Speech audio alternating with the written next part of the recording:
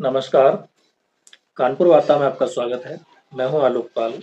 कृपया इस चैनल को देखिए, लाइक कीजिए, सब्सक्राइब कीजिए और कंटेंट ठीक लगे तो शेयर कीजिए। पिछले 4 एपिसोड में हमने बात की कांग्रेस पार्टी के विभिन्न क्षेत्रों में प्रदर्शन पर। आज हम बात करेंगे भारतीय जनता पार्टी के विभिन्न क्षेत्रों में प्रदर्शन पर। आज हम शुरुआत करने वाले हैं पश्चिमी भारत और मध्य भारत से। पश्चिमी भारत, जिसमें राजस्थान, गुजरात, महाराष्ट्र और गोवा सम्मिलित है, और मध्य भारत, जिसमें कि मध्य प्रदेश और छत्तीसगढ़ सम्मिलित है।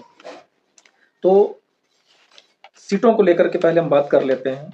मध्य प्रदेश में 29 सीट्स हैं, छत्तीसगढ़ में 11 यानी 11, राजस्थान में 25 सीटें हैं, गुजरात में 26 सीटें हैं, महाराष्ट्र में 48 सीटें हैं और गोवा में 2 सीटें हैं।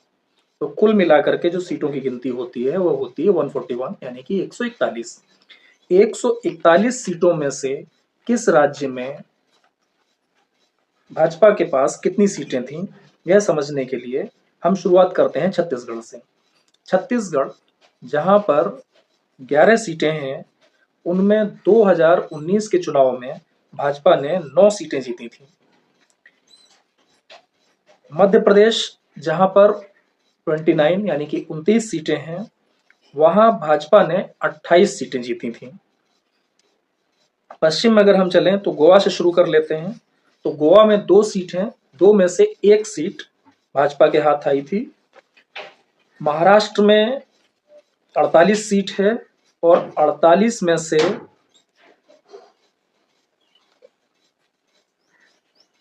यहाँ पे मैंने बीजेपी का नहीं लिखा है, कांग्रेस के हाथ 1 सीट आई थी, बीजेपी का मैं यहाँ पे मिस कर गया हूँ। मेरे ख्याल से 24 सीट थी उसके हाथ में, भाजपा के हाथ में। और राजस्थान जो है, वहां जहां 25 सीटें हैं, वहां 25 की 25 सीट बीजेपी के हाथ में थी। एक्चुअली 24 सीट बीजेपी के हाथ में थी और 1 सीट पर उन्होंने अपने एक गठबंधन साथी को लड़ाया था, तो 1 सीट उनके पास थी। और गुजरात में 26 की 26 सीट बीजेपी के हाथ थी। तो इस तरह से अगर देखा जाए तो लगभग लगभग पश्चिम और मध्य भारत को बीजेपी ने स्वीप किया था। अब आप देख लीजिए, 141 में से 1 सीट महाराष्ट्र की कांग्रेस के पास थी।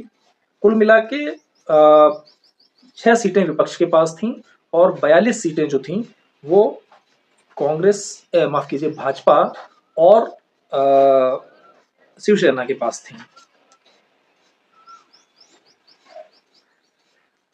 आज की स्थिति की अगर बात की जाए कि आज जो स्थिति है पश्चिम में और मध्य में, वहां क्या हो सकता है, तो अगर हम छत्तीसगढ़ की बात करें तो छत्तीसगढ़ में कम से कम 9 सीट, 11 में से 9 सीट, यानी कि जो 2019 का बीजेपी का प्रदर्शन था लगभग वही रहने वाला है। हो सकता है इन सीटों की संख्या 11 तक भी पहुंच जाए, लेकिन 9 तो मिनिमम बीजेपी के हाथ आने ही वाली है। अगर आप मध्य प्रदेश की बात करें तो मध्य प्रदेश में कम से कम 27 सीट बीजेपी के हाथ आने वाली है। और जिस तरह की चर्चा है, जिस तरह से बताया जा रहा है कि मध्य प्रदेश में कांग्रेस की अंदर खाने जो स्थिति है, तो उसमें हो सकता है कि इस बार बीजेपी मध्य प्रदेश में भी राजस्थान और गुजरात की तरह स्वीप कर दे और कोई भी सीट कांग्रेस के हिस्से न लगे और पूरी की पूरी 29 सीटें बीजेपी के पक्ष में आ जाएं।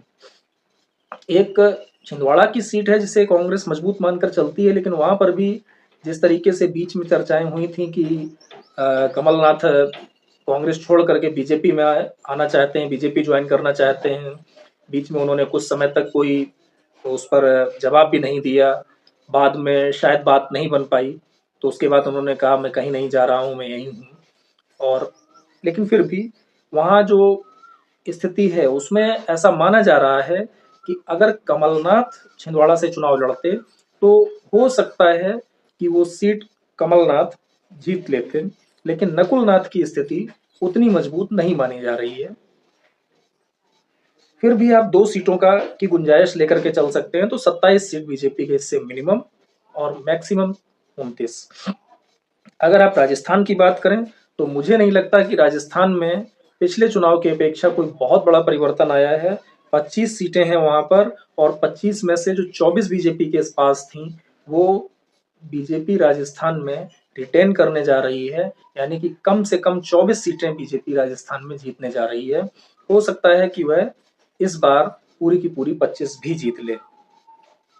गुजरात की बात करें तो गुजरात में तो शायद किसी को भी संदेह नहीं होगा कि 26 की 26 सीटें बीजेपी के हिस्से आने वाली हैं। उसमें इफ एंड बट की कोई गुंजाइश नहीं है। किस सीट पे क्या होना है उस पर कोई बात करने की गुंजाइश नहीं है। गुजरात एक ऐसा राज्य है जो प्रधानमंत्री और वर्तमान में बीजेपी के नंबर 2 नेता यानी कि गृह मंत्री दोनों का गृह राज्य है, और वहां पर वो अपनी पूरी ताकत झोंक देते हैं जब चुनाव होता है। चुनाव चाहे छोटा हो या बड़ा हो, तो आप मान करके चलिए कि गुजरात में किसी को कोई भी सीट नहीं मिलने जा रही है, छोड़ बीजेपी के। महाराष्ट्र की अगर बात की जाए तो महाराष्ट्र एक बार फिर से पिछली स्थिति में ही रहने वाला है, कम से कम बीजेपी के लिए। बीजेपी के साथियों का क्या होगा उस पर थोड़ा सा डाउट हो सकता है, लेकिन बीजेपी के लिए महाराष्ट्र की स्थिति वही होने वाली है जो पिछले चुनाव में हुई थी। यानी कि वो कम से कम 24 और अधिकतम 26 सीटें जीतने की स्थिति में होगी। यद्यपि बीजेपी वहां इस बार कम सीटें लड़ रही है, 28 सीटें कुल मिलाकर के लड़ रही है, तो 28 में से कम 24। और जो क्षेत्रीय मतलब क्षेत्र में जो लोग जमीन पे काम करते हैं, सर्वे वगैरह करते हैं, उनका मानना ये था कि बीजेपी जितनी ज्यादा सीटें चुनाव में लड़ेगी उतना ज्यादा उसको फायदा होगा महाराष्ट्र और बिहार में। तो फिलहाल महाराष्ट्र की स्थिति ये है कि उसको 28 सीटें मिली हैं चुनाव लड़ने के लिए, तो 28 में से वो कम से कम 24 और अधिकतम 26 सीट जीत सकती है। और गोवा की भी स्थिति वही है कि मिनिमम एक तो जीतनी ही है। हो सकता है इस बार दोनों सीटें जीत ले। दोनों जीतने के पीछे एक बड़ा कारण होगा वहां पर आम आदमी पार्टी का प्रेजेंस। अगर आम आदमी पार्टी गोवा में अपना कैंडिडेट खड़ा करती है तो वो केवल और केवल कांग्रेस को ही नुकसान पहुंचाएगा, न कि बीजेपी को। तो उस स्थिति में बीजेपी दोनों सीटें गोवा में भी जीत सकती है। अब अगर इसका कैलकुलेशन किया जाए कि कितनी सीटें कुल मिला के हो सकती हैं, तो मुझे लगता है कि बीजेपी को जो मिनिमम सीटें हैं इन 6 राज्यों में 141 में से, वो 110, और जो मैक्सिमम है वो 119 आ सकती हैं पश्चिम भारत से और मध्य भारत से। यानी कि मध्य प्रदेश, छत्तीसगढ़, राजस्थान, गुजरात, महाराष्ट्र और गोवा की 141 सीटों में से बीजेपी के हिस्से 110 से लेकर के 119 सीट आ सकती हैं। और जो बीजेपी के सहयोगी हैं यानी कि शिवसेना और एनसीपी, उनको कितनी सीटें मिलेंगी वो अलग है। उसका बीजेपी की सीटों से कोई लेना देना नहीं है। आज की चर्चा में इतना ही। आप अपनी राय कमेंट के माध्यम से दे सकते हैं। आपसे विशेष अनुरोध है कि कृपया इस चैनल को सब्सक्राइब जरूर करें, लाइक करें, कंटेंट ठीक लगे तो शेयर भी करें। बहुत बहुत धन्यवाद। नमस्कार।